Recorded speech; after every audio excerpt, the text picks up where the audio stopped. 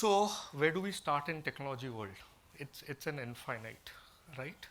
So let me start with something very very simple to help you understand the future before we go. All of you have seen this device? Sir, Monil. Okay. Now you all have some form of locks on it, right? Thumb impression, facial patterns. Why have you put that? Privacy, security. What's so confidential in over here? Pictures, data, bank account details, contact numbers, conversations. That's it. And whom are you hiding all of this from? Friends, family, or somebody who has got physical access to this, right? Because otherwise nobody will be able to look at it, right? But when you install a app today, right? Many times do you end up giving permissions to photo gallery, to contact list, locations, etc. All of that. And that too, okay, now with advance of technology, you can say only while using the app, only this time, etc., etc. But still, you have ended up giving access, right? Now, all what you defined as confidential, privacy, etc., etc., which you just spoke about it few minutes back, your photographs, contact details, location, is it visible to the world now? Somebody in the background can read it, right? So what we just thought of it that I have secured my data through front end, best of things putting in place, etc., etc. Invariably, I have given access to the same thing to the whole world. Now, how long will it take in the background to upload a whole contact list with today a 5G connection? Few seconds, and my whole contact list is gone, right? It did not even take that much time. But if my friend has to go through my contact list in person and find out how many people do I chat with, or if my mom or dad has to go through my list, or if my brother or sister or my wife has to go through that, how much time will they take? At least few minutes, few hours, right? If they have to read through my chats. But the same thing, we, without even thinking twice, without even understanding what happened, we ended up giving access, right? Now, the reason I'm giving this as an example is because all of y'all as a batch are going to be out in next 2 years solving business problems, okay? And if you do not understand these logics, if you do not understand these limitations, it will be difficult for you. And this is where I think so y'all need to start understanding what next.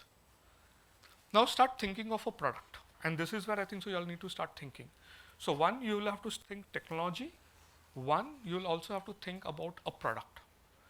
Now let's take a simple product, say Swiggy. All of y'all have used it? Yes, sir. Okay. Wapis, sir. I think so y'all will take some while to get into the groove of calling me Monil. Okay, Swiggy, does it need access to photo gallery? No, yes. Okay, I got a bad delivery. I had ordered for butter chicken, but I got paneer tikka masala. Now, if I have to complain, will it need access to photo gallery? Yes. So now just see, between 2 minutes, you'll change your answer from no to yes. So if you do not understand the problem statement, you will end up having a different answer to the solution. Does it need access to location? Yes. Because otherwise, how will it deliver? Yes. Right? Does it need constant access to deliver to your location? Yes, because you may order it from anywhere. But does it need constant access to your photo gallery? Does it need constant access to your SMSs? Yes, no. Now there is a mixed bag. Yes or no? Yes for OTP, etc. Okay, now I'll get into a different version of conversation with you all. When Swiggy is reading an OTP, right? So how does the read function work? It'll go to your message, pick out what was there, and start reading. What was the last value? Read that and put it into the UI of Swiggy, right? How much time does it take to type an OTP? No, if you have to type it out, 1 second, 2 seconds, not beyond that, right? How much time does it take to read for this? Few milliseconds in the background because auto fill it up because you don't even sometimes realize it. But in that few milliseconds, can it also read a second message which is there, which is a bank statement or a credit card balance statement? Can Swiggy read that? It can, or it cannot. Now depends who the coder was at the other end. So if the coder said that only read messages from Swiggy, it'll pick it up. But sometimes we also don't delete our messages. So I may have 10 Swiggy messages. So then it has to go and read the message which was just delivered right now and pick up that pin code, etc. But at the same time, it can also read my bank statement or my any other confidential information. And in the background, can it send it to the servers? You don't know, right? So sometimes understanding how technology is going to function is going to be very, very key for you. Okay, and see the reason why I'm putting this across to you is you all are going to be the one who are going to be either designing this technology or solving a problem for a customer or using this technology in some or the other manner. What you're using Swiggy is just the GUI, but how it functions in the background and what it can do or not do is where the whole cybersecurity risk lies, where the future of technology lies. Now, why was this read OTP put in? Now, is this functionality given? Convenience, faster, right? Because it becomes easier.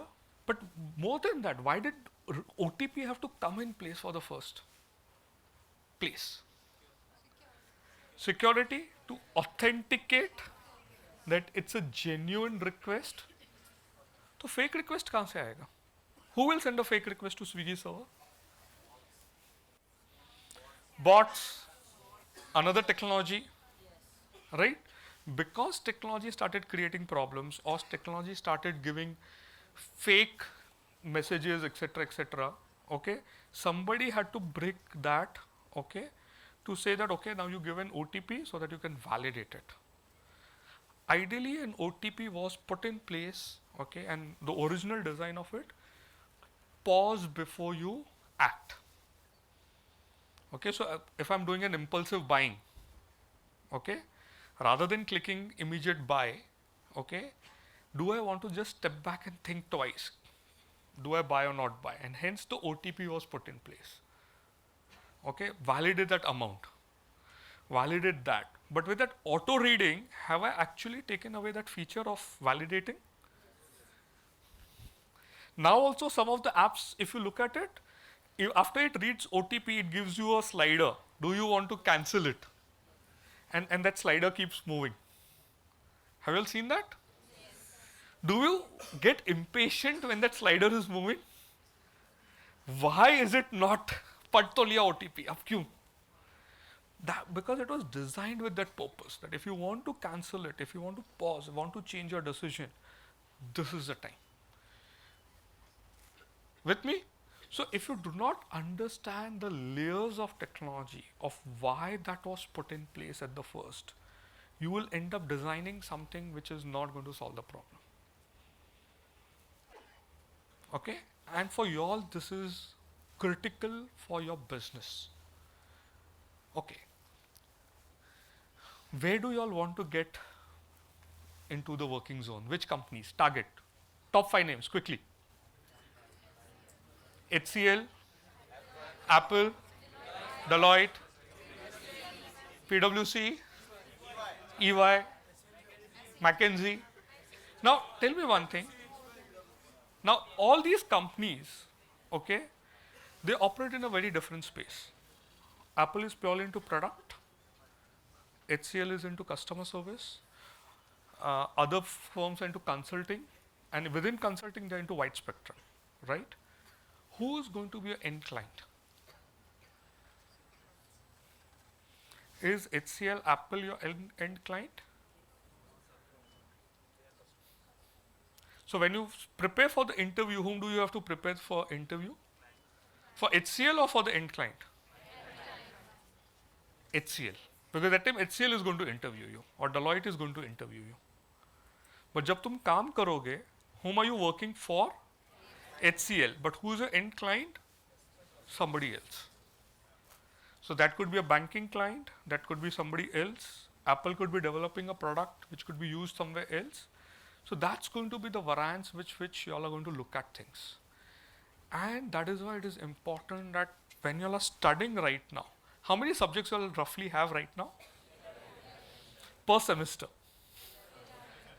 Right? So by end of 4 years, how many subjects would you all have end up learning? 44? 40, 44? इतने subjects क्यों डाले? Why was a subject like tax put in your curriculum? One is diverse clients, one is understanding the business. See, you all are doing a business program, you all are not doing a technical program, right? So every session that has been put in place for you all has a relevance. Okay, so even if you are saying I'm putting tax, or even if I'm saying I'm doing economics, now many of you all will say, okay, why am I doing economics? I find that very, very boring. I don't understand any of them. I am doing a course which is technology driven course. I want to study ERP. Why am I doing economics? End of the day, it's correlated.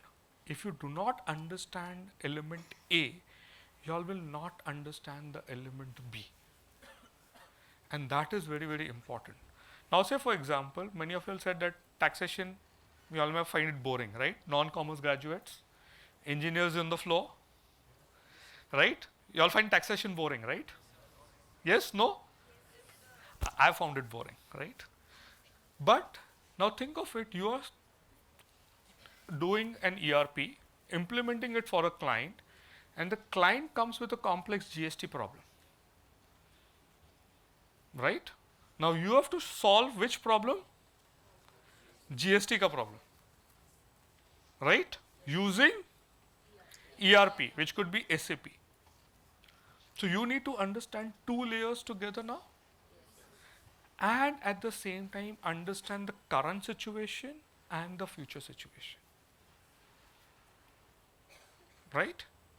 Because you all may not get references from the past. Why I say that you may not get reference from the past? Because the past would have changed. Okay? I have grown up in an era where there was VAT, SENVAT, MODVAT. You all have not even heard of those words. Okay, you all have directly come with one single term GST. Maybe VAT in some cases you all still understand, but beyond that, nothing. Because the past references or the way ERPs in the past used to work was very, very different from what they're working today to what they're going to work in the future. And the way technology is changing the way things work for them. With me? So it's important that when you are preparing right now, you all start thinking of every solution, dissecting to say, what is it today and what will it be tomorrow? Right? Okay. You all did your schooling roughly 4 years back? Average? Right? 4-5 years back? Right? Was there any AI at that point in time? Right? Today, how much has AI got embedded into anything and everything? Including our phones, right, are completely AI driven now. So you would have whatever model you're using will have a component of that company's AI driven model on your phone already, right? We grew up using Google, right? So when I talk, some professors in the room will be able to We grew up only using Google, and the output which Google gave me was the biggest thing in life. Y'all are growing up with AI, where I can search with AI, I can do anything with AI, I can look at options with AI. Now think of it a layer below. What happens? In 2 years' time, when you're out as qualified professionals, do you think the world would be constant or world would have changed?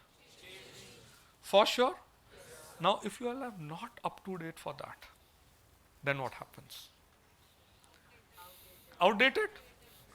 So first thing, I think so what you all need to as a batch remember is technology is going to have a constant change.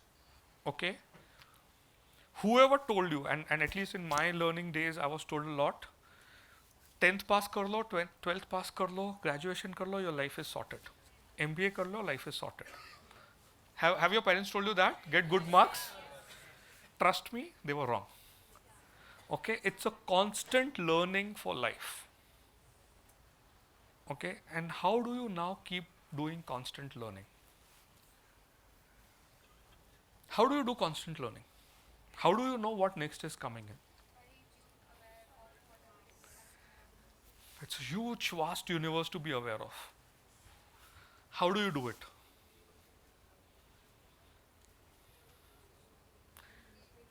Because I just said, see, if an HCL comes and recruits you, HCL operates in close to round about 20 segments. PwC works in almost 14 segments. Deloitte works in almost similar 14 to 16 segments. How is it possible for you to know all 16 segments? Because you don't even know when you pass out and when you join, where will you be working, what will you be doing? And whatever you have learned, within 2 years' time, that would have got evaporated. So, how will you start preparing for that? AI can't be the answer for that, sorry. Newspapers? How? How?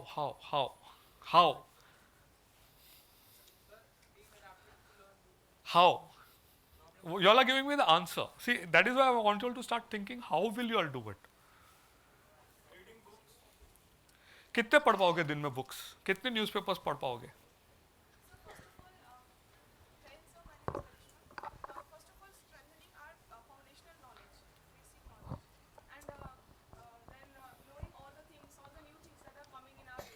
Agreed. But how will you do it? So let me simplify the problem statement for you. If you say I can read books, your answers are right. Okay. How do I amplify my knowledge? How do I build a strong foundation? That's true. But how will you do it? How will you gain knowledge of 14 sectors today, okay, which operate? Because what happens in the cement industry today, because your ERPs can be used in cement industries, to what happens in an FMCG, to what's happening in say a media and entertainment, to what happens in a bank. चलो ये चार ही बात कर लेते हैं. Within those four industries, what is changing? How will you know?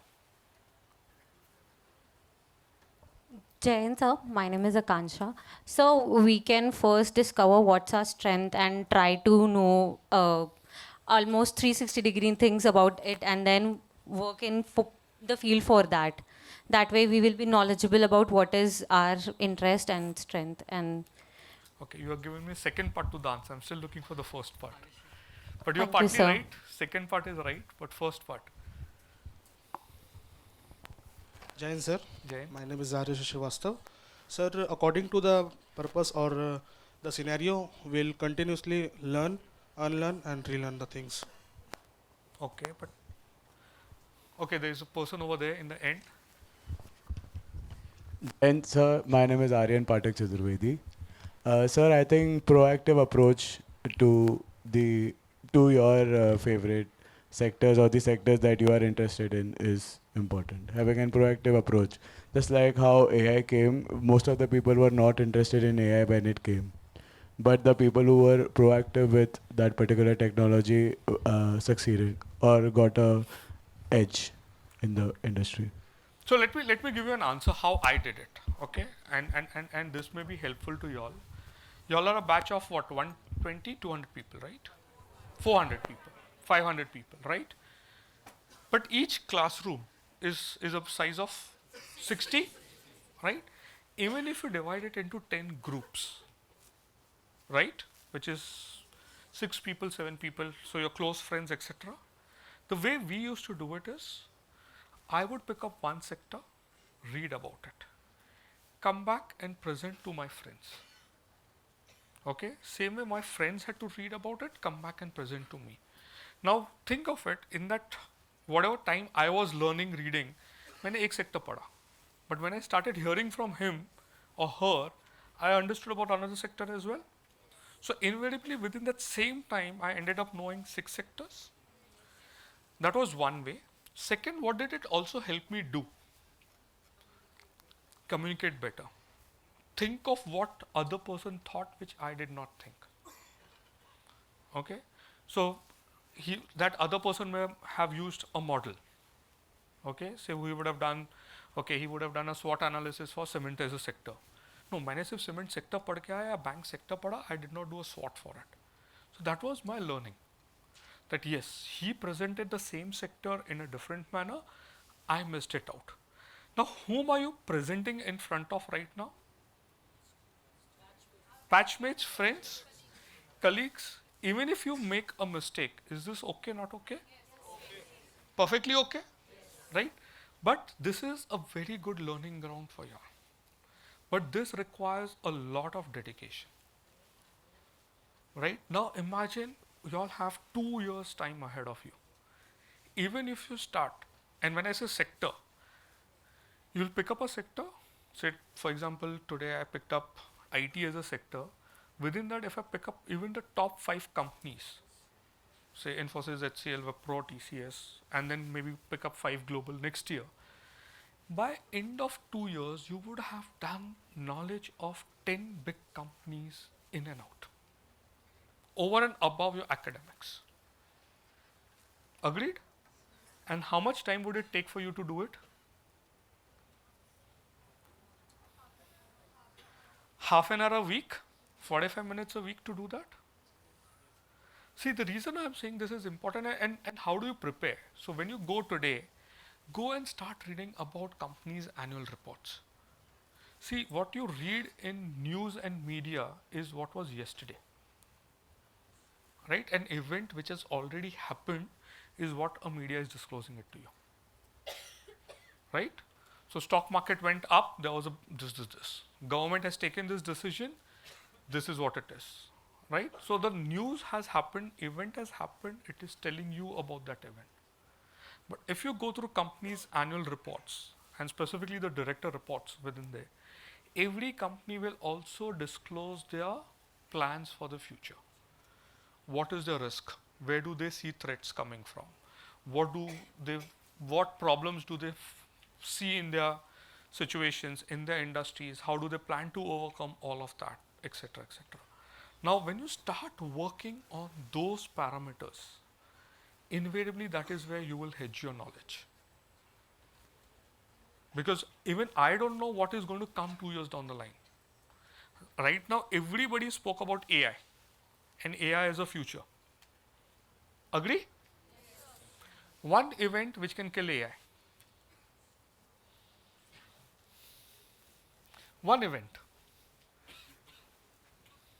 Which is one event which can kill AI, where nobody will speak for generations about AI then.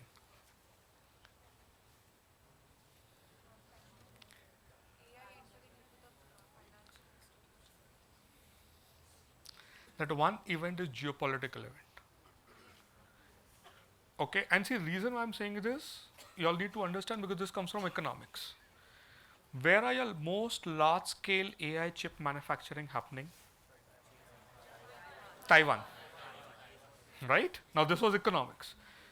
You know the geopolitical situation around it? That's available information. If that comes to light ever, what happens right now in Strait of Hormuz when the price of oil went up all of a sudden, if something similar happens to Taiwan, all your AI chips are dead. With me? Now, this is how you have to start thinking and preparing for it. Now, where will this input come from? Where will this knowledge come from?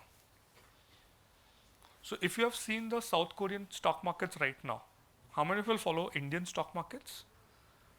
Okay. Korean stock market? What has happened to the Korean stock market? It's crashing. And what's leading the crash?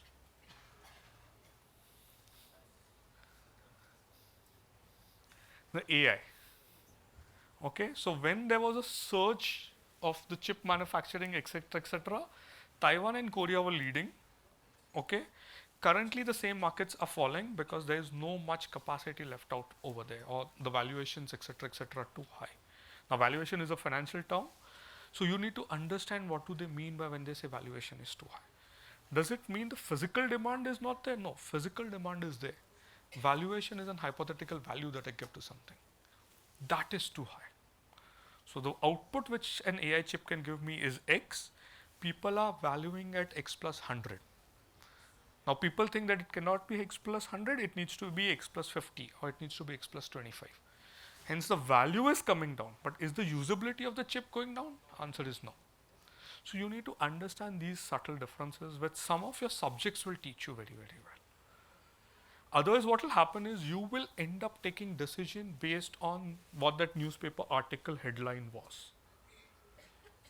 With me? And you will say, oh, AI is a failure. Or AI will take away jobs. That's a common headline given everywhere. Trust me, AI can never take away jobs. Okay, it can never take away jobs. It can transform jobs which you're doing today. Okay? It can never take away. It will, way it will work is very, very different. Now, as a problem case, let's look at one field which has today least penetration of AI. Can you tell me a field which has least penetration of AI? Consulting has the highest penetration of AI. Medical also has highest penetration of politics. They use AI. They use AI, but law has the again the highest use case of AI. In fact, if you read, sports has use of AI. Construction has use of AI. Somebody mentioned it over here. Agriculture. Why? Because the agriculture is a time-driven process. I sow seeds today. The seeds will germinate, grow, get into crops. It is a time cycle. It will take 4, 6, 8 months or a year, 5 years for the fruit to ripen. Right? AI can only predict and tell me what is happening, not happening. AI can't help me grow that. Law, you all mentioned, most, so I think so yesterday or day before, there was a case where a judge said that AI actually had a wrong case judgment put in, right? Because the reference given was wrong. That case had never happened in the history, but judge got the reference and he wrote notes in his judgment as well. Okay, so I think the Supreme Court, yeah, it was Supreme Court who actually said no to it. Consultants, we are using AI left, right, and center. Politics, they are using AI left, right, and center. So if you all want to go and read use cases of how certain elections were swung using AI, you all should go back and do that. Okay. Now, how can an election swing happen with AI? Campaigns तो secondary है, उससे पहले. Polls is also secondary. They're secondary. By algorithms. See, AI is algorithms, end of the day, right? What you see on your Insta feed, on your YouTube feed is all driven by algorithms. Agree? Now, what you start seeing, and you all can read the US elections was swung with that, few other global countries were swung with that, where they said that the opponent countries used AI algorithms to deviate or manipulate, because what the people used to see on their feed is what the opinion will become based on, and based on that they went out and voted for or against. So AI was used in politics as well, and it was used as a weapon. So that is why I'm saying you all need to understand how it can be used. Medical AI is being used a lot. Okay, my brother, and I was just discussing with professor right now when we were sitting outside. My brother is an ICU specialist. He says, I don't go and monitor a patient today because most of the data comes to me on my phone. Well, today, if you look at ICU, even when you're on the screen, everything is connected digitally or electronically, right? And there are beeps, alarms, something goes up, down, etc. It's all AI driven. Now think of it, few years down the line, if you have to go to a doctor, but there is no physical doctor, but there is an AI chatbot in front of you, and you have to go and tell that person that I have whatever this symptom, and that chatbot is giving you medicine. Will you all be comfortable with it? Why? See, you all are technology people. You all are going to be using technology. You can't be shying away from technology now. You can't trust machines. But that's what your career is all going to be about. Right? So that is where I think so you all need to now start dissecting the problem. And see, the reason why I gave all these examples right now, this is the knowledge that you need to gain about those sectors. What is happening? What is coming in? Okay. Now in agriculture, I said there is AI not being used. In agriculture, AI is being used in some different formats, which is in AI in insurance. So, like for example, right now, when there is a flood or a fire to a field and I have to claim insurance for that, I would send a person on the field, on the ground to validate, right? What is the damage, etc., etc. A surveyor is what is known as from an insurance. That would take his own time. He would have his own bias, etc., etc. Now, can I do the same thing with the help of a drone?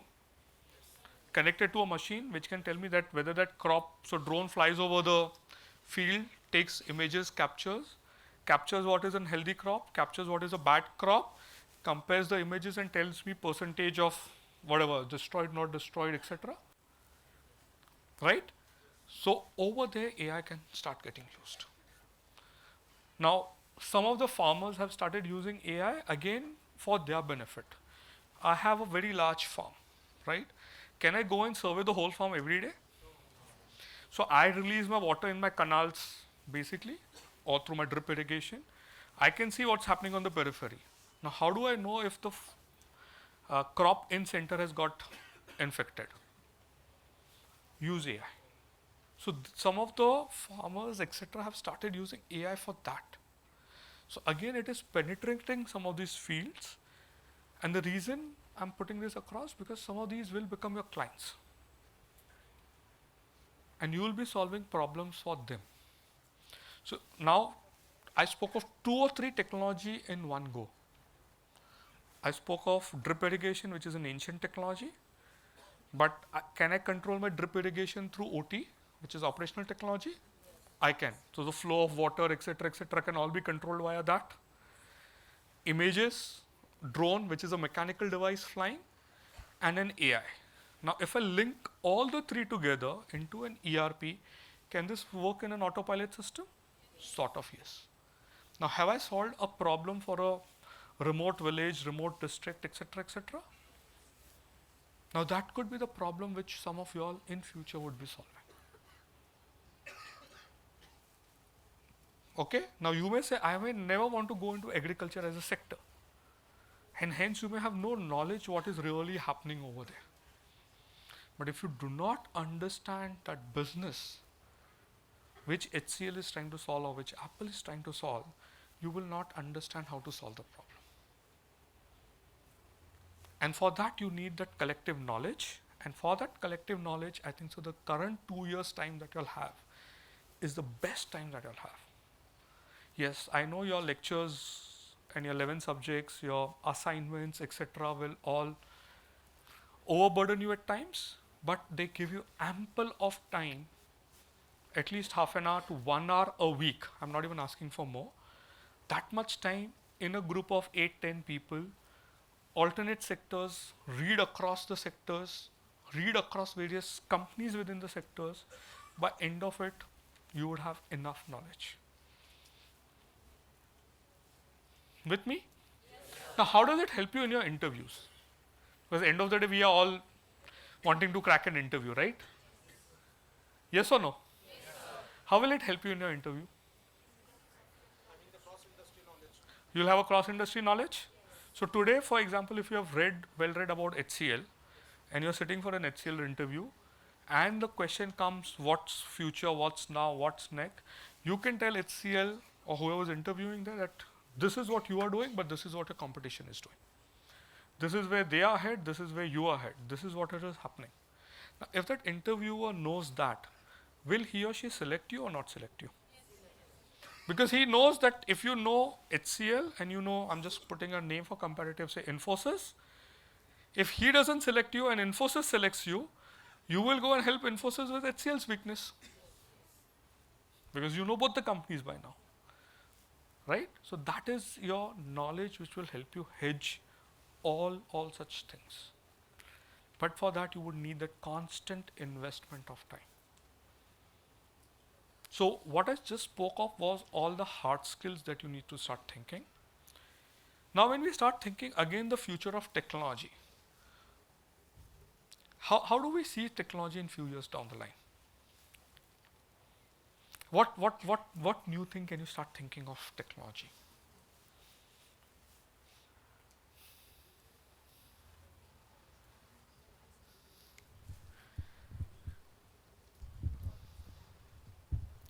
Jain sir. Jain? My name is Aritra. So I think that the repetitive job sector would be totally finished. And that's already happening right now. Yes?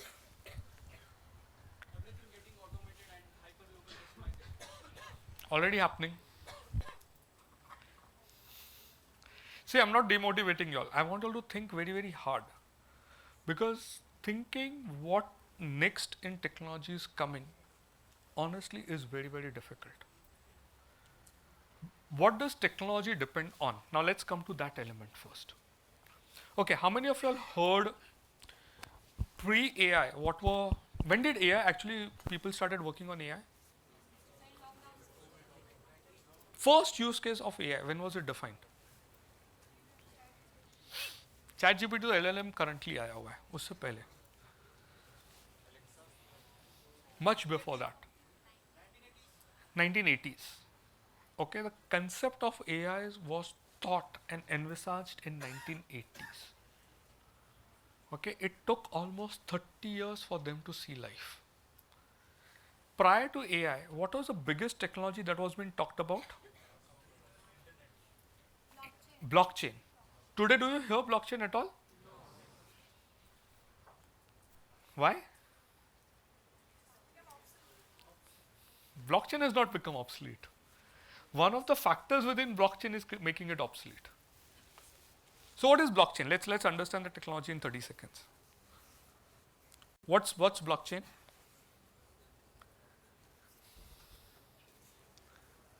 It's basically a chain or a group of people coming together where your data is transparent to each other, or your ledgers are transparent to each other. And then each of those parties will vet what I have done or not done. Simple. And in simple terms, if I have to put blockchain as an example to all of y'all, suppose 5 of us go out, we're all carrying 100 rupees together, right? So our opening balance is 100 rupees. Now, if I'm spending 20 rupees on something, other 5s have to vet it. First, that do I have 100 rupees to spend?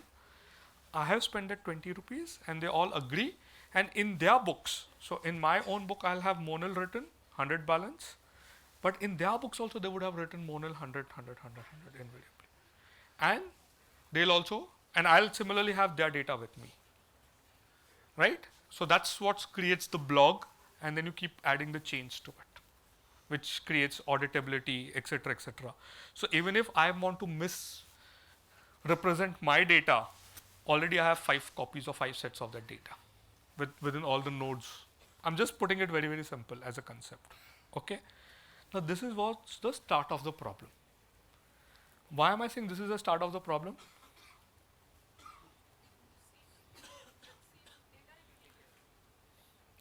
Sharing of data. And sharing of data requires what? Consent से पहले एक चीज आता है, trust, right? Now companies were not confident of sharing data with. So today, if you tell an HDFC to share data with ICICI, will it be open to share it? Right? That is what created the roadblock in the technology. So there are still fundamentally very good use cases where a central nodal agency, say for example, a government is going to own the data and everybody has to report to government. Obviously, my data is transparent. Over there, people have no issues using blockchain. So there are a lot of good use cases of blockchain in land records, etc., etc. And you all can Google and find some very good implementation cases also around it, including in income tax and all of that. So wherever there was a government agency involved, blockchain worked well. But apart from that, it failed because technology was good. What failed was the human value, which was trust. I cannot trust. Now we spoke about drones. What was drones started off as? What was the start of the drones as? Surveillance was secondary. It was started for something else. It was thought of a transport vehicle, delivery vehicle. Okay, because when Amazons of the world and all were growing, they were facing a challenge with what is called as last mile delivery. Right? I can deliver things within Pune, but if I have to go 20 kilometers away from Pune, then I need a vehicle, I need a man, I need a person to go and deliver my goods. So there is a buyer available over there, but I can't transport it to him. So that is where the concept of drones came in. Okay? Now today, what's the flip side? What are drones being used for? Wars. And who is the largest producer of drones in the world right now? Ukraine. And Ukraine started this in after the war started. Okay? And all of a sudden we realized that what as companies or as governments they were investing in large scale missiles, etc., all of a sudden have gone into drones. And you all would have read the newspaper articles when the US Iran war was happening, right? The cost of a missile versus cost of drone, etc., etc. That was pure economics. But that was a technology changing the economics. Okay. Now, the reason why I'm bringing some of these technologies to front to you, and then government came back and said, okay, now if you want to own drones, you need a license because they took control, right? And that is where the whole governmental regime came in. Okay, I cannot use drone for photography. I can't fly in drones near certain sensitive areas. Certain larger drones and certain size, which can carry certain weight, etc., need certain clearances, etc. Things like those. And that is where the whole regulations came in. So regulations came in much later after the problem was realized. And that is where the whole sector has now. Now, do you see drones being used to deliver goods? Have you ever seen Amazon getting delivered on drones? Not yet, right? So the problem statement it started was that, but because the problems it created on the way were different, the technology output was different. Same thing with AI. What was the biggest problem with AI when it started? Hallucination. Right? Everybody was afraid that it is giving me a wrong output. Now, a lot of guardrails have been put around it, right? But still, can it give me a wrong data, wrong output, right? Second problem with AI, what is it? So, I give you one use case where AI can fail or stop completely, which was geopolitical. What is the second use case? There are three actually. So, what is the second one where AI can fail?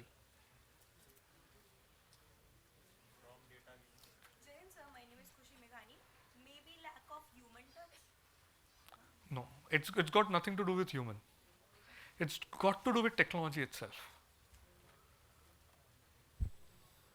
Okay, to run AI, what does it need?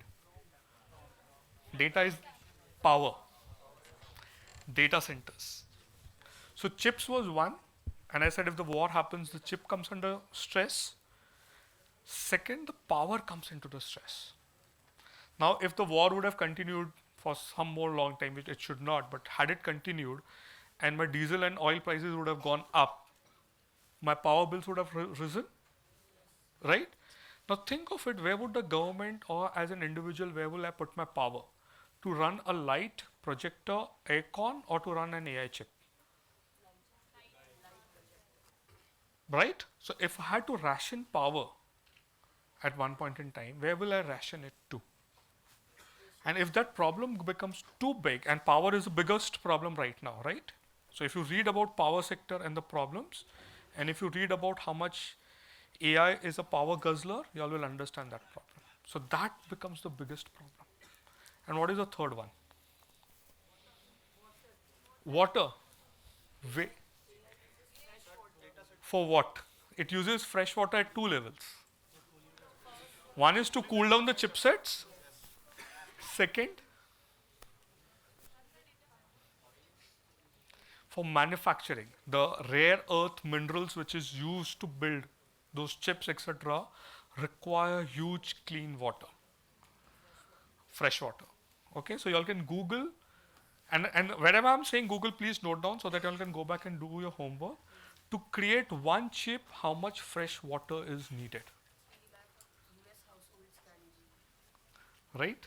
Now think of the volume of fresh water that goes into running one chip. And do we have that as an infinite source? So when it comes to that level where I have to make choices between, okay, a technology vis-a-vis something else, what will I then choose? Okay, so technology will keep coming. The future technologies, there are a lot of it being discussed right now. Okay, so even with AI. Okay, now let's talk of AI in a moment and a simple example. And I'll bring in an element of OT into it, okay, to explain you all a concept. Siri, everybody is comfortable with? Heard, what does Siri do? Talks, right? It takes my voice input, command, converts into something, uses it. Has it ever happened with y'all? Y'all are searching something on your Google, erstwhile Google, but your Instagram, Facebook ads showed those products? How did it happen? But the algorithm picked up data from where? Cookies. Because earlier when my Google searches were happen, cookies would get created and they would get stored. Similarly now when I talk, is my phone listening? Right? But you all said it was secured, right? But it is still listening. Now can you think of other devices which are there in this room which can listen apart from phone? Camera, laptop.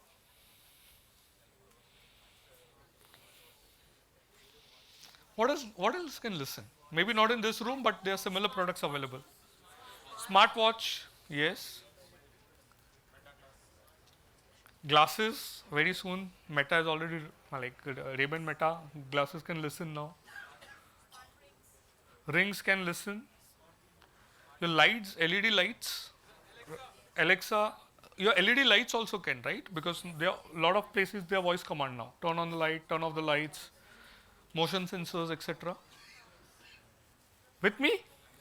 Now think of this. This was a complex military board meeting happening right now, where we are discussing a military strategy. How many devices can listen in the room? And do you know who's listening? Because you don't know servers kahan pe hai uska, where is it connected to, what is happening in the background, etc., etc. Now think of it, in future you all are going to be solving these problems, right? So there are times when I go for board meetings, and if it's a very, very sensitive meeting that we are doing, we are told to keep all electronic gadgets out. That room just has 4 walls. That's it. And we have certain times discussions in those because of this paranoia that there is a device or a bug setting which can listen, and there's a competition who's going to take in my data, or which is a cyber event for me, right? Now these devices are how big? But can you imagine the function that they're doing? So when you are now studying technology, the good part of it, also become aware how the technology can be misused. Now the reason why I'm telling you how it can be misused, you'll need to be aware, so that when you are developing, because you all are future developers, you all are future consultants who are going to solve that problem for somebody else, right? So while solving the problem, don't end up creating another problem. With me? So every technology you need to know how to plug in that gap, how to not allow something else to happen over there. With me? And that's also critical part of your learning. If you start reading, okay, amount of cyber attacks, and when I'm talking of cyber attacks, I'm not talking of cyber attacks which are happening on the digital arrest front, etc., and all of those. I'm talking about cyber attacks which are happening in corporate world. They are far, far, far more large. Okay, they're far more complex. Another technology topic which is currently disturbing most of the people is privacy. Now, how do you understand privacy? So let's get into that element for a while. When you all check in into the hotels, I know many of you all may not have done corporate travel a lot, but if you do, what is the identity you would end up giving?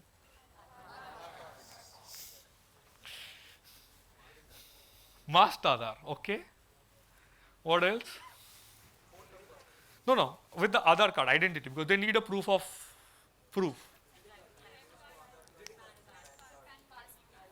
PAN card they don't take because PAN card doesn't have address.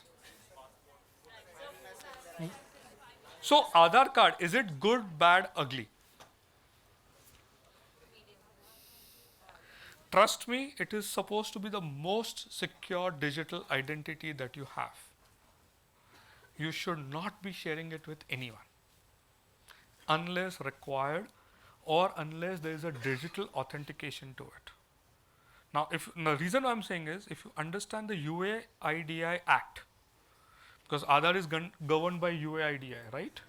You have to understand that act and how that whole technology infrastructure was created and what was the purpose of the technology infrastructure. It was to authenticate me every time digitally. So today, if I want to go and do a KYC, I don't have to submit data.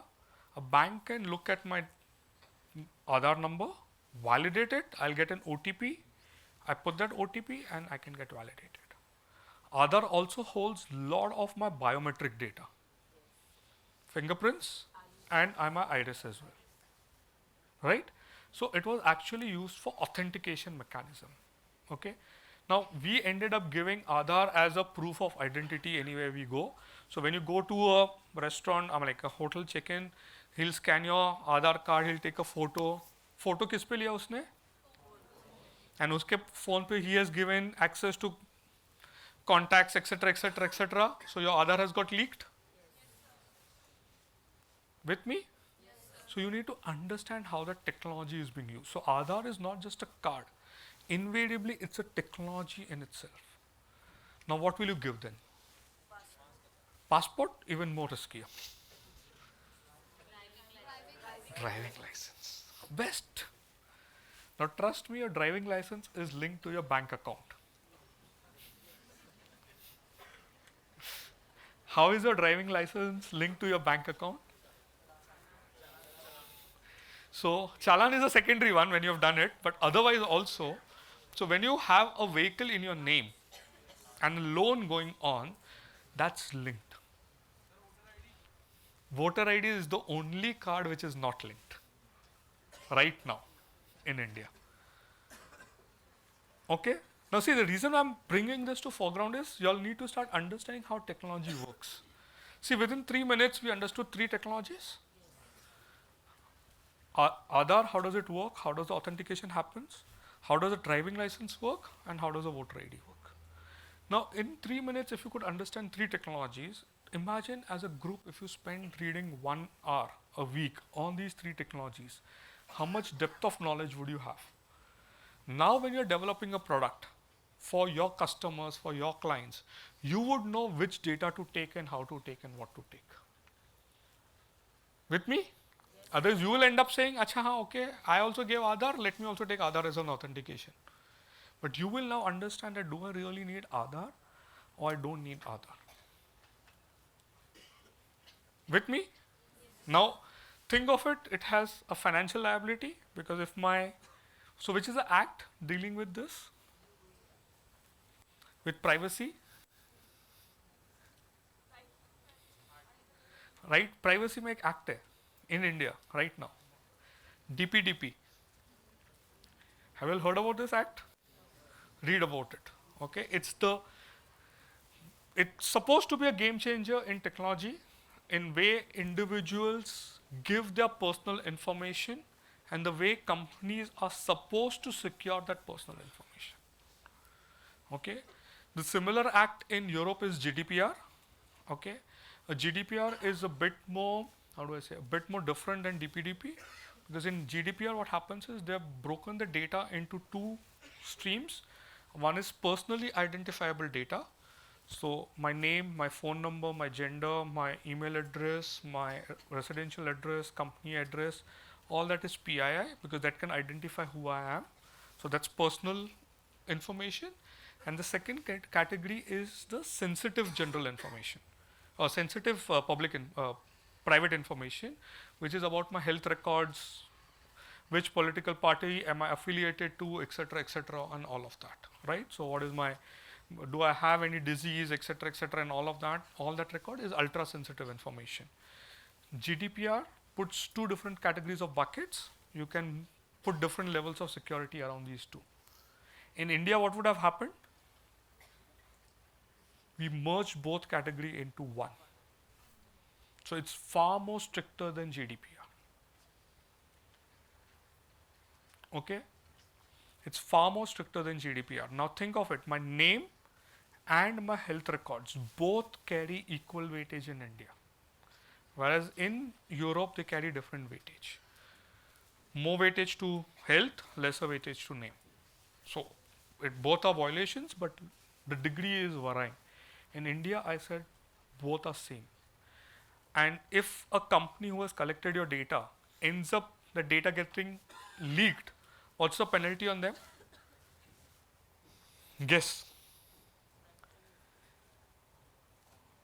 Guess. It's a monetary penalty.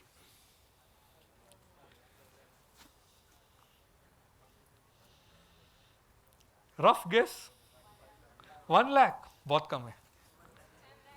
बहुत कम है. How many CR? 2. बहुत कम है. 10. बहुत कम है. बहुत कम है. 250 CR per instance. 250 CR for a company for violation of privacy. Okay, that act is already live. Currently is the implementation phase going on.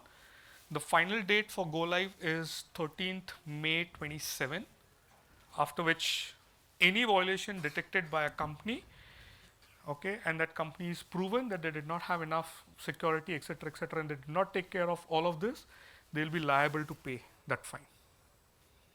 Now, why is this getting linked to technology? The end of the day, we all saw personal data was on phone, right? We started with that example, right, where Swiggy could read anything and everything. If it by default ends up reading your personal data and you are able to prove that I am getting a call from this because Swiggy read that, and that is Swiggy is liable to pay that fine. Now, understood how technology got linked into law?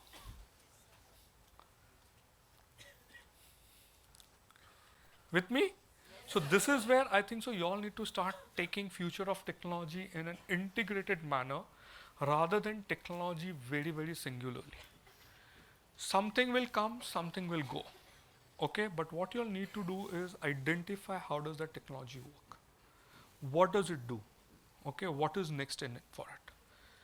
And not go on the face value of it, but dive or dissect to level 2 or level 3. Okay, trust me, individually it's very, very difficult for y'all to do it. Collectively, as a group, amazing power y'all have to do it. Because if you do that, even think of it, today every person only reads one company in a week. In 1 week, this class would have read how many companies? 500 or 400 plus companies. Now, if you were to read 400 companies individually, पूरा एक साल जाता था, right? And now think of it. People, as I said, who have read same sectors together, come together, present. You all have done financial analysis as a subject. You all have finance as a subject, right? When you all start. Start reading the balance sheet P&Ls. Start understanding how they are managing their debt, how their cycles are working, how do they do cash management, data management, all of that. That will give you insights of how rich that company is. Yes, good, bad, yes, no. That will strengthen your knowledge. So when you're reading your director's report about the future of the company, flip through the balance sheet as well and understand how is the financial position of that company. Right? Okay, a difficult and a dicey conversation I'll start right now. How many of you invest in stock market? Quite good. How do you all invest? Based on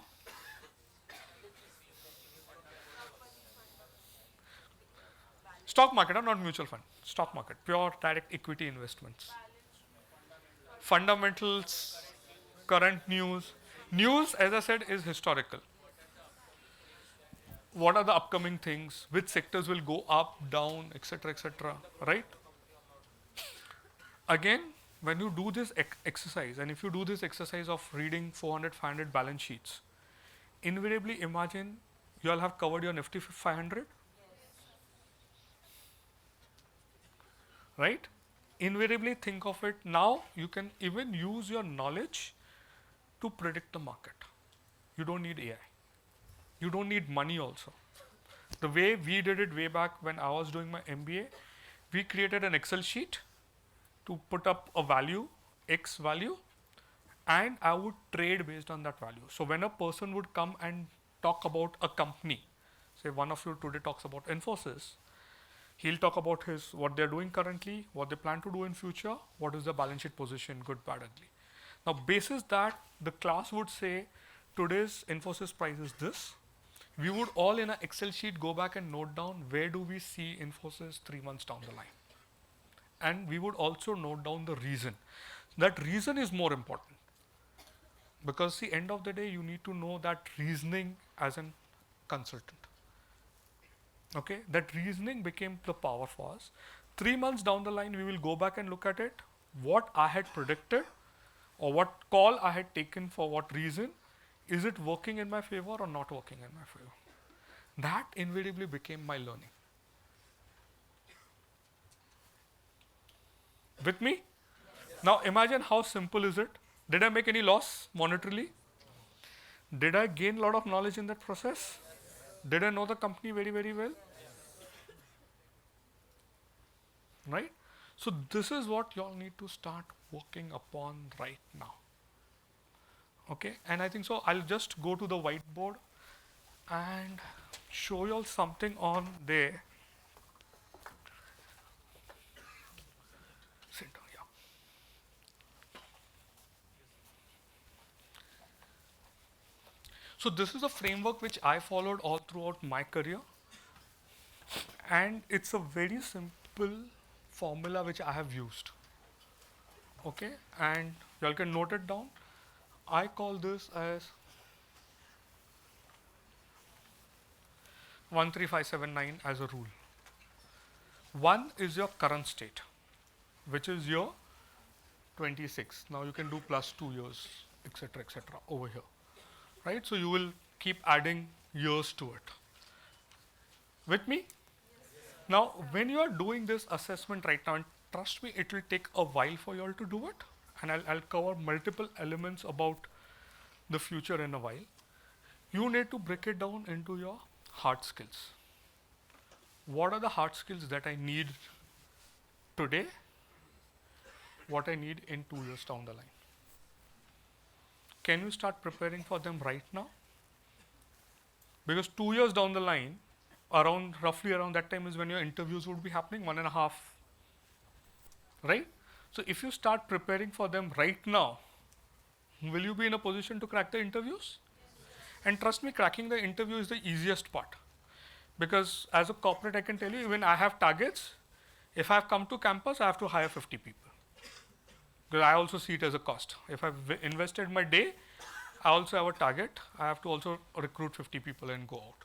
So you getting a job is not difficult. You sustaining that job is going to be difficult. You growing in that company is going to be difficult. And this knowledge which you acquire is going to help you do that. Simultaneously, can you start thinking now, 5 years down the line, what do you want to do? Now people will say, Monil, मेरे को अभी का नहीं पता चल रहा, 5 साल बाद का कहाँ पता चलेगा? Right? I know you may not have an answer for it right now. Pause. You can do this exercise every year. Every year start plotting your hard skills. Okay? Similarly, start working on your soft skills now. Now, are hard skills needed? Yes. Are soft skills needed in a corporate? Which is needed more? Hard or soft? So hard skills are needed at your growing phase, when you are growing, but after a point in time, your soft skill becomes important. And trust me, there are multiple soft skills that you'll need. Okay? Communication is just 1% of that soft skill. Okay? So if I have to have a difficult conversation, tomorrow think of it, you all are a senior manager, director in a company, and you all need to have a difficult conversation with your vendor. You all need to negotiate price with somebody. Is that a skill? Right? Now, will you need this skill when you join the company? Maybe you're joining the company here. Will you need that negotiation skill here? But you may need that negotiation skill somewhere here. Right? So start envisaging, what soft skills do I need? What am I good at? What am I not good at? Okay, and start working, because hard skills are easier to develop. You attend a course, you do a training, you read something, I'll get some knowledge. Soft skill takes a while to develop, and they take a lot of while to develop. So do your own SWOT analysis to identify what you want to do or what you don't want to do. With me? Yes. And this will take a while. And there are some soft skills which can start preparing right now. Think of it, some of you all are heads over here, 7 years, 9 years down the line, right? You all will be at some senior positions in your organizations. Yes? Yes, louder, confidence. So you all will be at some senior positions? Yes. Sales, targets, revenue will all become part of your package? Yes.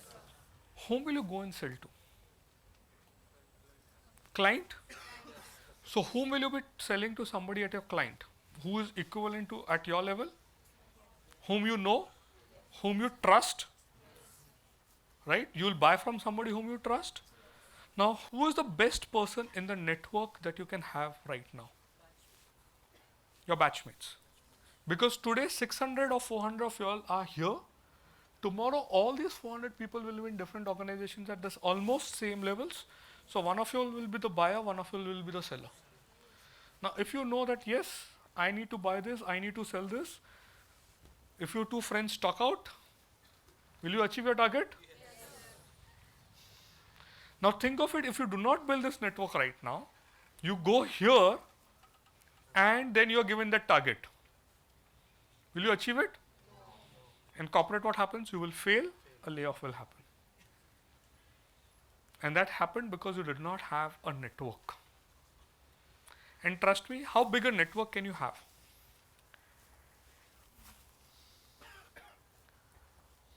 How big a network can you all have? This batch is 400 people, 450. You have one batch senior, and next year you will get one batch junior. 1200 people ka network. Now even if you don't know all 1200 people, even if you know 120 people out of it, is that a big network? Got it? But for that, you have to start preparing right now. See, it's again human, right? Because when we discussed about trust, why blockchain failed, technology failed because there was no human trust. Today, I may come and talk to you. You may not trust me, but somebody else will trust me. So to build that 120 trustworthy friends will also take time. I'll have to invest that time, right? So that is important for you all to start building. So please start thinking what skills you all lack, what skills do you need in the future, and when do you need it. And then जब भी चाहिए उसे 2 साल पहले start picking it up. With me? So this becomes your professional. One part which most of the people miss out is your personal. Now what I mean by here, we all will have anchors in our life at some point or the other. Okay, and what do I mean by anchors? Your parents roughly will be in the age of 50, 60s right now? 70? Right? Because I'm now fast forwarding to 10 years. Now at that point in time, they will be in a city A, you may have to be around city A because you have to support them, etc., etc., things like that. You all will have kids by then. Your kids are going into a particular school in a particular city. You all have married, your spouses are working in a different city, so you have settled in that different city. You can't move out of that city. All those become anchors, right? And anchors will also start limiting your careers because you all wanted to do in HCL, but for whatever thing, you decide to move to a city where HCL doesn't exist. You will have to then opt for that company which exists over there, right? So start planning what your anchors are. What are the flexibilities and when do you have that flexibility in your career? So I can give you my example, okay? Like when I was a senior manager, okay, I actually walked up to my partner then who was Venkat and I told him I don't want a promotion. And you know his first reaction? क्या फूक के आया? Because nobody will walk into a cabin and tell a partner I don't want a promotion, right? But I told him I don't want a promotion because I need a personal time for myself. So I took 4 years break. I'm like not break, like I was working, but at a slower pace to move from level A to level B. That was my choice, not the company's choice. But once I was ready, all my next promotions came in 2 years. But then I said I'm ready to accelerate. So you would all have life incidences sitting over here, right? Marriage, family, kids, parents, lot of things. They will all define the speed at which you drive your career. And trust me, it's okay, plus or minus 1 year in a life, nothing makes a difference. Even plus or minus 2 years in life, nothing makes a difference. It's no longer as competitive as what you were in school, college. It's fine. But you need to know your goal, your target. If you do not know, it'll become more difficult. And this is specifically for all my female colleagues over here. It's more important for you all to define it because it's even more difficult compared to a male colleague. Right? So please go back and define what your anchors are, how things would work, operate, how things are. And the third part is when you're defining this, also define. Now, if I ask you at the beginning of your career, when do you want to retire? I'm asking a wrong audience. No, it's the right audience. Because I'll tell you, I did my first planning of similar thing in 2001. I just passed out of college. I did my engineering in 2000. I passed out in 2001. I did my MBA in 2002-04. So even before I did my MBA, I had my sheet ready. Okay. I had defined that I wanted to retire at 45. Right now, I am already ready to retire. I just go to work because of my passion. It's not a compulsion anymore. Okay. In 2 years back, I was already 16 years ahead of the targets that I had set. So that is I'm telling you, you define when do you want to retire and what is the retirement corpus that you need. Today that corpus may look very, very big for you. And there are multiple models available online. You can go back and look at it. Okay. So suppose I'm just putting a number, you need 100 whenever you want to retire at 45, 50, whatever age you decide for yourself. And when I say retire, you're retiring from pressured work life, not active work life. You can still continue working after that as well. You can still continue earning, but define that and then draw backward. Currently, you might be in negative. It's okay. You might be zero. That's okay. You might have home education loans, etc., etc. It's okay. But this will help you define to say what pace do I need to run. And all these three layers put together is what I call career. Can you run the career without in any of the one planes? Getting it? You will have to combine all the four pillars together to run your careers. And that too in an environment which is ever changing. It's not constant. Okay? The way we said what technology is coming few years down the line and there was silence in the class, I don't want when I ask you all few years down the line what's your career goal, you all go silent. You all should at least have that very clear with you. Because this is your career, you can define it and trust me it's achievable. Okay? Because, and I've given you enough insights, right? So your salary will be one. Now all the market research which I told you to do, company research which I told you to do, those Excel sheet stock plotting which I told you to do will all invariably help you become smarter investors as well. Maybe today you don't have enough money to invest. Few years down the line when your salaries rise, you'll be able to invest. This knowledge will become useful to you when you do that. With me? Yes. Now, if you follow this framework, you're sorted. So I'll just pause over here and I'll take questions now. Because I know I'm standing between y'all and your lunch break.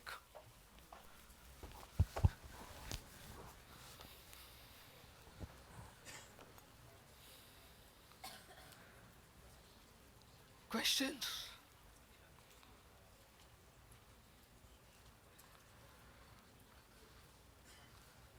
No questions? It can be anything under the sun. Trust me, I'll be able to answer most of the stuff. Okay, so just to give you a bit more background about my journey at PW. So, or my journey in total, I come from a family which is doctors or chartered accountants. Okay. I was interested in neither of the fields because बहुत पढ़ाई करना पड़ता है दोनों में. Okay, and I'll tell you my irony of life as well. I wanted to be a chemical engineer. When I started my career, or when I cleared my 10th, and trust me, I was an average student. Okay, I was not a very, very brilliant student. In fact, I was a lazy student because I was to only aim for first class. 60% आ गया, मैं बहुत खुश था. So there are times when I would write paper, 60 आएगा, I would leave the paper and come. घर पे आके डांट पड़ता था, मार पड़ता था, अलग बात है, but I would stop. 10th boards, I cleared, I needed 80, I had got 79.84 or something like that. I wanted to do chemical engineering because I said if I do my 12th and do science, at home they'll brainwash me to take medicine then. So I said safe option, let me take diploma in engineering. So I went and took diploma in engineering. Okay. I wanted chemical, mila nahi. So I used to go for multiple rounds which were happening at that point in time. The principal used to see me coming every day. All the chemical seats were full. So he said, Monil, why don't you take up electronics or computers? I used to hate computers to the core. I used to find them dumb. Okay. And I made a career in that. But I used to find them dumb. I took last day of that round. He said, otherwise you'll have to do 12th. I'm like, nahi, 12th to nahi karna hai. Let me do pick up computers ke badle electronics leta hu. And he said, here normally people have dropouts. Year 1 is a common course. Year 2 you can go and take chemical then. For me, good luck, bad luck. All my batchmates passed in chemical. No dropout. Okay. So I had to continue in electronics. During degree again, second year, I had to pick up electronics itself. I had an option of picking telecom or computers. I picked up electronics. By fourth or fifth sem, and people who are engineers know, maths, trust me, my maths was horrible. By fifth sem, I was like, electronics to nahi hoga mere se. I can't be an electronics engineer ever in my life. So I started studying computers as extra. So what I'm telling you to study extra, I did that way back in engineering. So I learned Java, C, C++, Visual Basic at that point in time. Okay. Now, how did I master those languages? Because by my 8th, 7th or 8th sem, I used to also teach.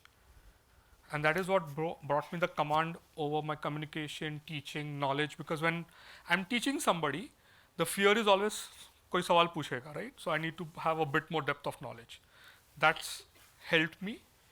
I'd got a good placement job into instrumentation company called Gujarat Glass college campus after engineering, paying me almost good 23, 24 grands at that point in time, way back in 2000. I said no to a job and picked up a job in a small time startup paying me only 3 grands. Smart decision, bad decision. 22 to 3. But that was a smart decision because that small company helped me work on almost various technologies, and by end of 2 years I had command over 18 programming languages. Okay, so you name the complex ERPs, complex programming languages, etc., I would have worked on them, including the ASPs of the world, the CGI, Perls, databases, a lot of stuff. Okay, C#, a lot of things came up that time. I had got a good command and control over there, but I got frustrated because I said I cannot code because I used to hate computers. So I wanted to do my MBA. I gave my CAT, got a good score. Then somebody said CAT is all about a lot of reading and studying. I said, sorry, I wanted a break in life. So I joined a mid-size B school, but over there I used this technique which I told you right now, right? Where I used to take lead in presenting, reading, researching. That hedged my knowledge like anything. And that point in time, we had something called a systems audit as a subject. So I said, yes, this is what excites me. I would want to do this as a career, because then I get to do a lot of things which I have knowledge about. Did some research. Deloitte at that point in time, my first offering, they used to only hire chartered accountants. They said, we have never hired engineers ever in our life, because it's a CA firm, end of the day, right? So I said, okay, fine. I had to do 42 phone calls to the HR and to the head of the department who was heading it. She finally agreed to take my interview, but she said, Monil, we are just doing an experiment. And the partner over there at that point in time, Mr. Gupta, also said, Monil, we are experimenting. We'll take you as a management trainee. And by the end of 2 years in that small firm where I was doing, I was earning around about 29, 30K. So I'd grown from 3K to 30K in 2 years. When I come and finish my MBA, Deloitte comes back and says, this is what we are experimenting, so we'll only pay you 14K as a management trainee. I said, I accept the offer. People at home also question that after MBA, you're supposed to have a higher salary. How come you're going by almost 50% lesser? I said, I know what I'm doing. Trust me, in that 1.5 year at Deloitte, okay, was amazing here because I could work on various companies. And because of my earlier learning in technology, programming, and understanding of audit, my fundamentals were clear. I could solve a lot of their problems faster. I was promoted twice within 1.5 years that I was at Deloitte. They were actually wanting to send me to US. PwC gave me a call, and that partner till dates, like when he retired also on the last day also, he said, Monil, you were the most notorious interview I ever had. Because in that interview, I very clearly told him, and he remembered, not me. It was Wednesday. And I told him that if you can give me the results by Friday, give it to me, otherwise don't even come back to me. And this is what I told PwC on their face. Okay? Because I said, then I'm filing for US visa, I'm going to US. And that point in time, my salary in Deloitte was somewhere around about 3.5 lakhs or something like that. And I would have quoted some 30% extra or whatever number, I also don't remember. But that partner and the HR, when they called me up saying that you have been selected, they said, we cannot offer you what you have asked for. So I said, okay, fine, negotiate. What is the number? They said, no, we are going to pay you 6 lakhs. And I remember it would be somewhere 30% of 3.5, whatever I would have quoted. So between 4.5, 5. PwC agreed to pay me higher because of that knowledge which I had. And trust me, ever since last 20 years, I've been at PwC, I've never seen back. And that knowledge which I acquired then has been my shield and my hedge all throughout. After that, I used to do telecom as an industry. So I did a lot of telecom clients, and at that point in time in India, we had 11 telecom companies. I was sort of a telecom expert, but there was an opportunity in Pune in 2007, and my partner Venkat, who was there, he said, Monil, do you want to move? I said, yes. I agreed to move to Pune because my career plans were clear. I could agree to move. I did a lot of manufacturing companies, a lot of auto ancillaries, pharma, which is MCure, Zensar. I did a lot of those audits over here, which gave me depth of knowledge. I was supposed to go back on a secondment to France, which never happened. I injured my back at Pune railway station. I moved back to Bombay, did my media entertainment logistics. So I used to work on the likes of DHLs, Blue Darts, UTV, Disney, Star. I did all of those industry. When I was a senior manager, first time I did banks. I've done global banks like HSBC, HDFC, broker houses, all of that. And today when I stand back and look at it, any company that is I'm called to audit, I can talk about it. But that's not happened in one day. It's been a journey of 20 years. And that happened because I had that vision. Come what may, I need to keep learning and doing new things.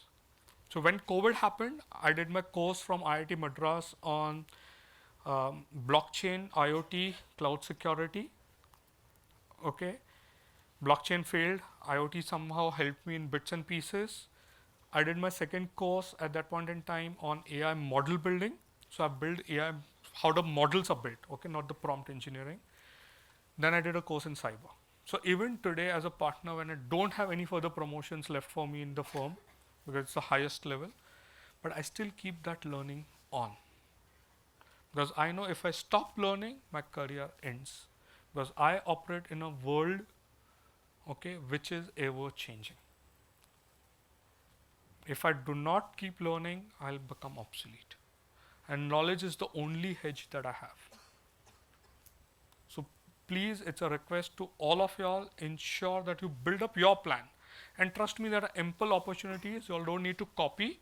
You all don't need to follow one technology. You could follow anything. And now question is, how will you go and learn so many things? I gave you one idea how you can learn about so many companies, but how will you learn about so many technologies, so many new things coming in? Cyber, this, that, how will you learn about so many things? Simple idea, go shopping. What do I mean by go shopping? The way you go to a Flipkart, Amazon or whatever and you do add to cart and then you decide kharidna hai, nahi kharidna hai. Similarly, go to any of the online courses which are available. So it could be as simple as a YouTube. It could be as simple as a Coursera, LinkedIn, whatever you want to follow, Udemy, etc. Go and do ad courses. You have lots and lots of learning material available there for free. Go and do ad courses. First, pick up a small one, which is like a 15-20 minute course. Listen to that. If you understand what is being spoken, then do one more, then do a bigger one, and then if you feel it's worth investment, go and do a proper certification for it. If you feel that no, बहुत difficult है, cyber sounds easy, but amount of protocols that they spoke in cyber, it's bouncer for me, it's okay. But in that 20 minutes, at least you have understood some protocols. And then that becomes your weakness. You have to come back and identify in your network, which is this, who is good at networks. Got it? मेरे को नहीं आता है, उसको आता है, ठीक है. So as you grow, if you need anything in networks, you know then whom to go and reach out for. Because it's going to be impossible to individually all of you are knowing everything. So now you know how your network will also help you. Perfect? Question?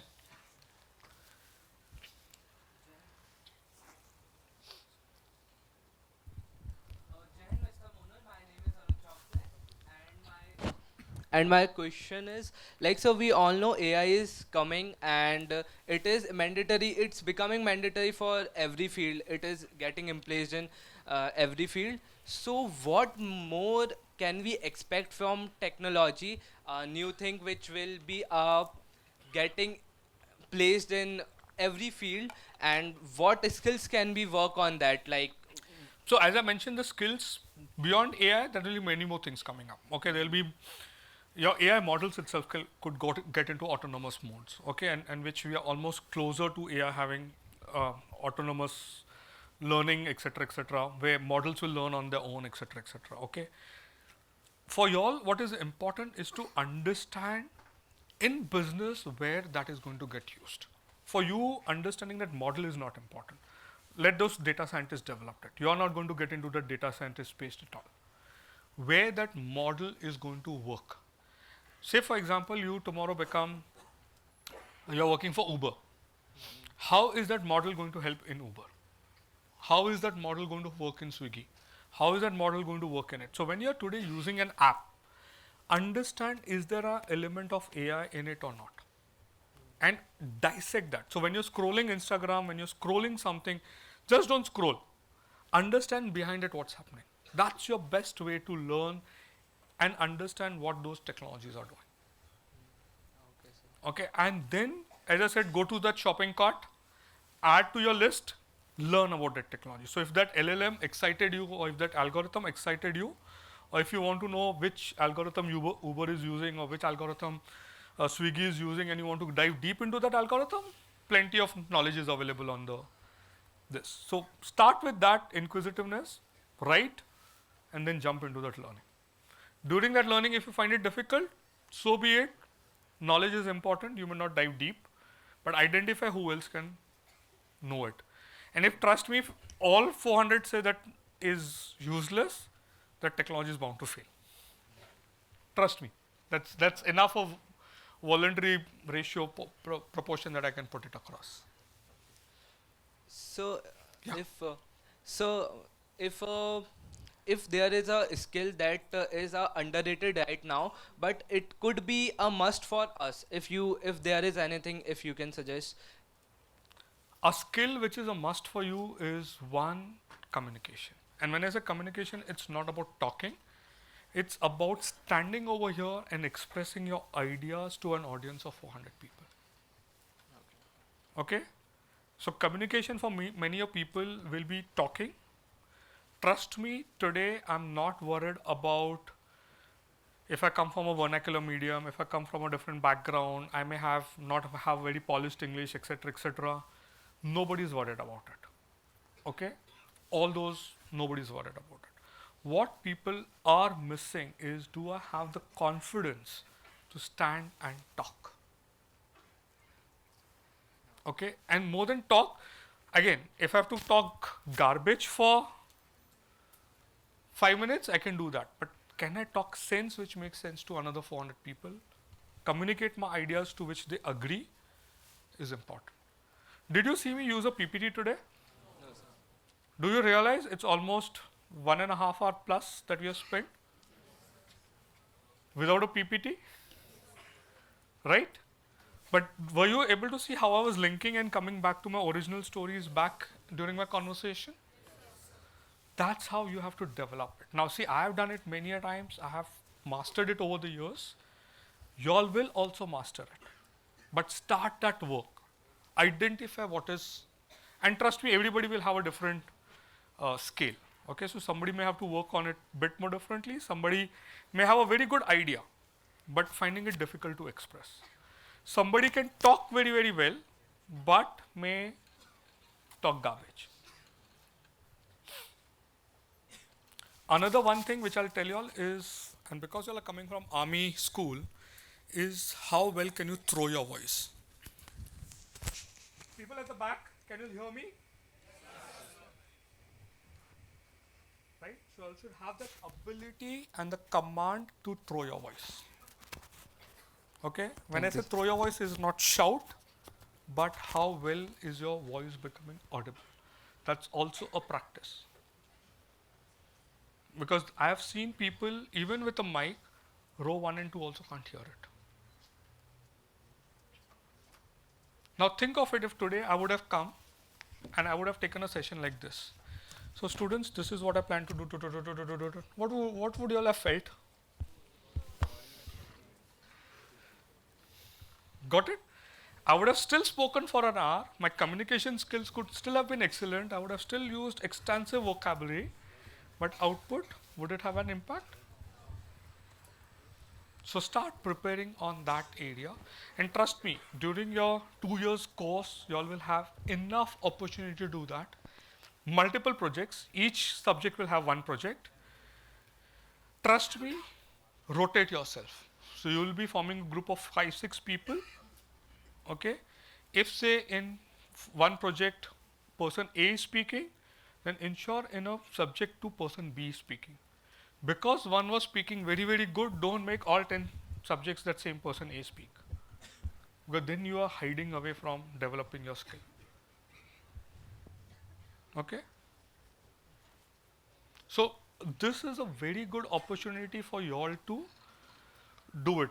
Okay, so when you work in group exercises, again I have mentioned negotiating skills, right? एक PPT बनाना है for a class presentation which will be 8-10 slides. Trust me, you will have to do enough negotiation skills in that also. Okay? Because somebody will like your idea, somebody will not like your idea, somebody will like you, not like you, so on and so forth. But that's how you build that skill. Because you are working with your friends right now. And trust me, it's friends. Out over there, it's in corporate, there are no friends. Right? So it's better to learn over here. Use this as a learning ground. Somebody else had a question. Jain sir, my name is Geet Saraf. Sir, I had a question on blockchain that you previously mentioned the reason why blockchain failed. Sir, so also blockchain is decentralized and is not regulated by government and not controlled by the government. So could that be it's a possibility of a major security breach. So is that a possibility that the reason the blockchain have failed too? Could that be a reason? No. So when I say it's not regulated, it is different because government themselves are using it, but government has not put up a framework around it. Okay, because there were no that many use cases beyond government using it. That is why government has not put up a framework. So if you go to an RBI general blockchain guidance, it is still there. Okay, so that way, if banks today want to adopt it, they're open to adopt it. But moment I say banks having to adopt it, they'll have to share their ledgers. Okay, which nobody is willing to do it. A simple case, and which was a very powerful case, was clearinghouse. If you understand the concept of a clearinghouse in financial, okay, between a bank, mutual funds, etc., clearinghouse is a very important agency who helps do the transaction, right? Because when I'm buying or selling a shares, so I trade, I want to sell 100, there's another person buying. But somebody has to vet it कि मेरे account में 100 है कि नहीं है, and who is buying उसके पास उतना पैसा है कि नहीं है. Then only the transaction can get completed, right? Because people could not do that, they could not implement it, and that is why our settlement is still T+1. Because my clearing is offline. If I share the data upfront, my clearing can be instantaneous. Okay, so it's not about the framework, it's about the trust. And people are not open to share that data. And that will never happen. So today, if you go back and look at it in land records, okay, because a lot of Benami properties, etc., was there, a lot of state governments have come up with wonderful use cases in land records using blockchain.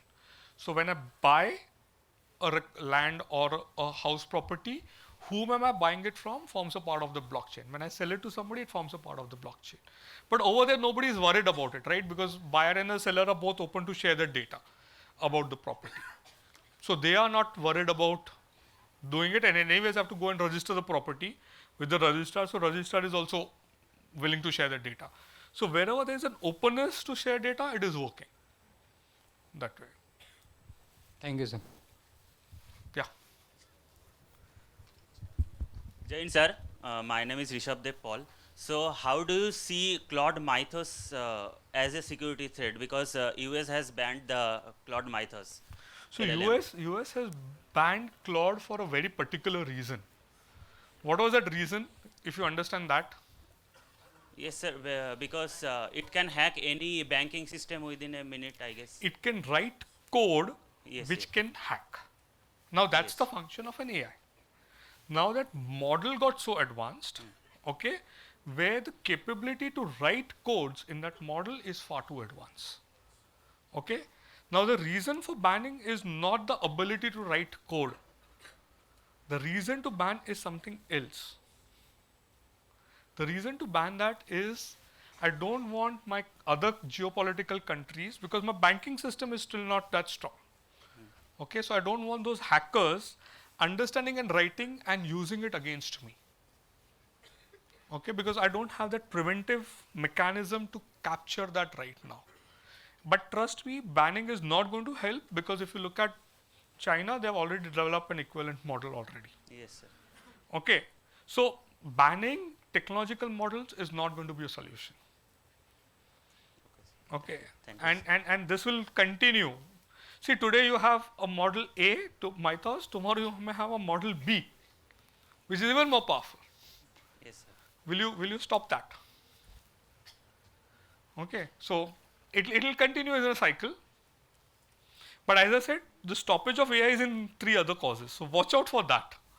If those happen, and trust me, as a geopolitical follower and as somebody who understands technology, I'm betting on those 3. Which I mentioned was geopolitics in China, power, water. Thank you, sir. They are the cause of failure of AI and not anything else. Okay. One last question.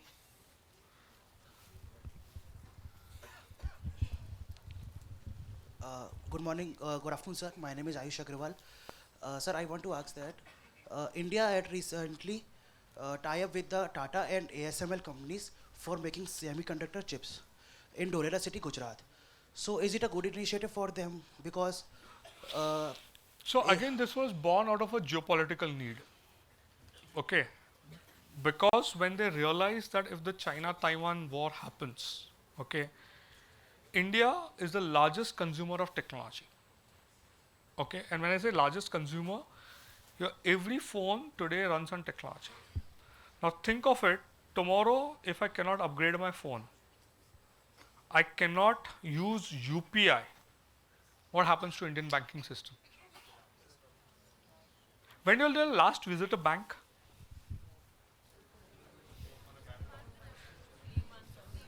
Few months back, but do you regularly visit? Not needed, right?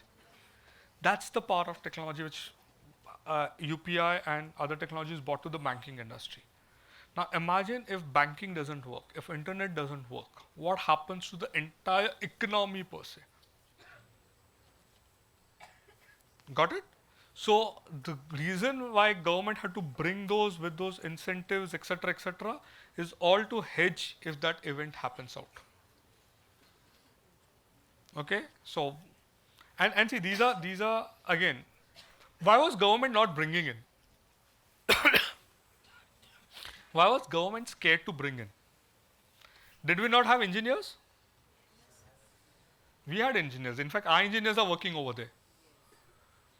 The biggest problem was water. India lacks drinking water.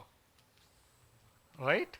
Now, moment I set up that large an infrastructure where I'm diverting water to manufacture a chip and I have 1.3 billion of people to support, imagine what happens. Okay, so that was the reason why government said, till the time it's working, let me not invest and have those companies over here. Okay, so see the reason why I'm helping you dissect these reasons is important for you all to understand strategies why things are being done or not being done. Okay, so start thinking at that strategic level. What appears on the surface could be very, very simple, But what's happening below is far, far, far, far more important. That way. With me? Thank you very much, and I hope you all enjoyed the session. Simple rule, keep learning, it does not end. Thank you very much.